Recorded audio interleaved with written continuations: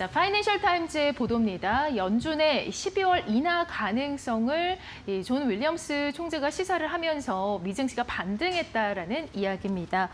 나스닥이 0.9%가량 그리고 S&P 500 지수가 1%가량 상승을 보였죠. 존 윌리엄스 총재가 단기 조정의 여지가 있지만 인하와 관련한 기대는 70%에 달한다. 이런 이야기를 또 내놓았습니다. 자, 미국의 증시가 3대 지수 모두 금요일에 이제 강보합으로 마감이 됐네요. 예. 우리나라는 이제 하루 차이로 이제 반영이 되기 때문에 우리가 이제 금요일 날 엔비디아가 이제 실적을 호실적 내놨음에도 불구하고 우리나라에 비해서 아시아 증시가 다 지금 안 좋았습니다. 그 때문에 미국 증시도 엔비디아가 올라갔는데 이제 아시아 증시가 안 올라왔으니까 우리도 좀 안 좋지 않을까라고 생각을 했는데 처음엔 좀 안 좋았습니다. 안 좋아가지고 엔비디아가 3% 이상 떨어졌다가 좀 전에 이렇게 들으신 대로 이제 존 윌리엄스 뉴욕 페드 총재가 칠레에서 연설을 했는데 그 연설 내용 중에 이제 금리 인하가 안 된다고 얘기한 게 아니다. 금리 인하할 가능성이 있다. 여지가 있다라고 얘기했다는 발언이 이제 알려지면서 낙폭을 줄여줬습니다. 낙폭을 줄이면서 이제 좀 전에 들으신 대로 이제 강보합으로 마무리를 했습니다. 그러니까 오늘 우리 증시도 결국 우리나라 증시도 이제 반도체 섹터가 시총 1위 삼성전자, 2등 이제 SK하이닉스가 주도하기 때문에 특별히 이제 금요일 날 장세에서 SK하이닉스가 장중에 8% 이상 떨어지는 많은 이제 충격을 받으셨는데 그러면 이제 금요일 날 그 미국 증시가 이제 강보합 마무리했으니까 그 오늘 우리 증시도 그래도 기대를 할 수 있지 않을까라고 생각을 합니다. 네, 금요일에는 한숨을 돌렸지만 말씀하신 대로 또 우리 증시는 SK하이닉스, 삼성전자 모두 하락권에서 이제 마감이 됐고 더불어서 또 요즘 이 주가 차트 흐름을 보면 오전 10시에 주가가 좀 미끄러지는 그런 일이 있다라고 하네요. 예. 그러니까 오전 10시 기준으로 참 우리나라가 예전에 그런 일이 빈번했습니다. 왜 그러냐면 우리나라가 중국이랑 교역량이 크다 보니까 우리는 이제 9시에 개장을 하는데 중국 시장은 10시 반에 개장을 하고 그래서 중국의 여러 지표가 나오면 그 지표에 따라 즉각적으로 반응한 적이 좀 많았습니다. 이제는 이제 중국과의 어떤 상관관계가 줄다 보니까 그 정도는 아니지만 특이하게 최근에 미국 증시도 9시 반에 개전했는데 10시나 11시에 접어들면서 갑자기 주가가 이제 급락하는 일이 많았습니다. 그래서 우리가 금요일 날 폭락하게 됐던 그 목요일 날 그 미국 증시를 보면 정확하게 이제 그 해당 지표를 알 수 있는데 차트를 보면은 정확하게 해맥 클리블랜드 페드 총재가 CNBC에 출연해가지고 당연히 금리 인하가 최고의 관심사니까 거기에 대해서 해맥 총재가 이제 부정적인 어떤 뉘앙스를 비쳤습니다. 인플레이션이 높다. 인플레이션이 높은데 우리가 굳이 내릴 필요가 있느냐. 신중해야 된다. 이런 얘기를 하면서 그 얘기가 전해지면서 이제 차트 상을 보면은 그 금요일 날 그 미국 시장으로 이제 그 주가가 바로 내려가는 걸 알 수 있습니다. 그래서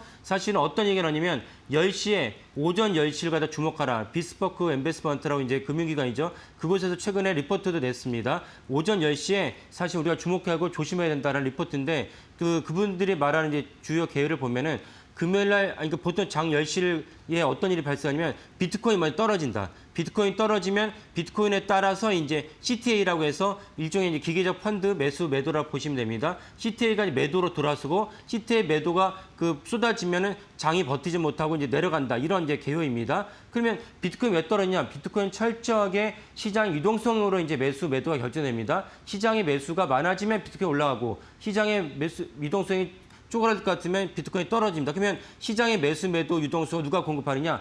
페드가 금리를 인하할 것 같다. 페드가 금리 인하 안 할 것 같다. 이런 전망이 나오면 이제 그 유동성의 공급이 확대되느냐, 유동성 공급이 쪼그라드느냐 이렇게 결정됩니다. 그러니까 현재로서는 12월 달에 금리 인하가 안 될 것 같으니까 아까 제가 설명드린 대로 해맥 총재의 금리 인하에 대한 부정적인 발언이 나오면서 똑같이 비트코인이 떨어지면 이제 아까 말씀드린 이제 CTA 펀드가 매물이 쏟아지고 이것 때문에 이제 전체 지수가 이제 내려갔다. 그 내려간 여파로 아시아 증시, 우리나라부터 아시아 증시가 다 이제 매도했다. 이렇게 이해하시면 되겠습니다. 네.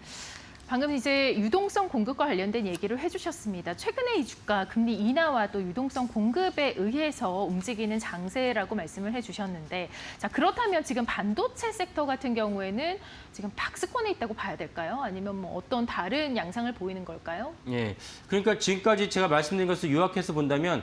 시장의 언제 실적에 좌우되는데 실적보다는 현재 12월에 이제 FOMC 열리기 전까지는 FOMC에서 만약 극적으로 드라마틱하게 이제 금리 인하가 된다면 한 번 더 주가가 뿜어내겠지만 그렇지 않은 과정에서는 실적보다는 이제 유동성이 금리 인하가 더 좌지우지하겠다고 보시면 되겠습니다. 그러면 실적은 어떻게 되느냐? 엔비디아의 AI 거품론이 있으니까 실적도 좀 꺾이는 거 아니냐, 실적도 정점을 찍고 내려가는 거 아니냐, 그런 어떤 일부에서 말씀하신 것도 있습니다. 지금 화면에 보이신 게 아까 설명드린 건데, 해맥 총재가 이제 그 목요일 날 11시에, 현지 시간으로 11시에 이제 CNBC 나와서 금리 인하에서 부정적 뉘앙스를 갖다 비치니까 바로 주가가 마치 미끄럼틀 탔습니다. 이렇게까지 떨어질 수 있을까 싶을 정도로 미끄럼틀 탔는데, 그렇다면 현재로는 이제 12월 FOMC 열리기 전까지는 단기 유동성에 대해서 주가가 영향을 받는다 이렇게 이해하시면 되겠고, 하지만 실적 자체, 기업의 본질 실적 자체는 여전히 이제 반도체가 슈퍼 사이클을 26년을 물론이고 27년까지 계속 뻗어날 것이다. 그러면 그에 맞춰서 이렇게 실적 장세가 아닌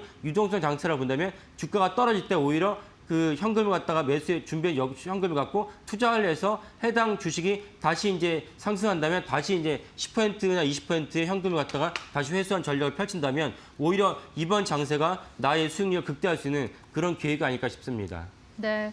그렇다면 이제 국내 종목에서도 SK하이닉스, 삼성전자 등도 이에 좀 동기화가 될 거라고 예상하시는 거죠? 예, 그렇습니다. 그러면 12월 이제 10일 날 FOMC가 열리는데 우리나라 시간은 12월 11일 날 FOMC 결과가 이제 반영될 거라고 봅니다. 현재로서는 그러니까 금리 인하에서 부정적인 기류를 조금이라도 비친 분들 파월 의장 포함해서 현재로서는 이제 7대5로 7이 이제 금리 동결, 5가 이제 금리 인하를 주장하는데 존 윌리엄스 총재의 발언 때문에 그 금리 인하 확률이 40% 갑자기 70% 오른 이유는 뭐냐면 윌리엄스 총재와 페드 내에서는 형식적으로는 서열 3위인데 실질적으로는 뉴욕이라는 어떤 상징성 때문에 실질적으로는 페드의 2인자로 불립니다. 그러면 윌리엄스 총재가 파월 의장과 교류 없이 그런 발언을 했겠느냐라는 추정 때문에 갑자기 금리 인하 확률이 70% 올랐습니다. 그래서 제가 말씀드린 페드의 그 파월 의장까지 만약에 7대5였는데 7에서 파월 의장이 금리 인하로 돌아선다면 실질적으로 인하 확률도 있다. 그런 관점에서 12월 10일이 중요한데 12월 3일부터 금리 인하 발표하기 전까지 한 주간은 블랙아웃이라 해서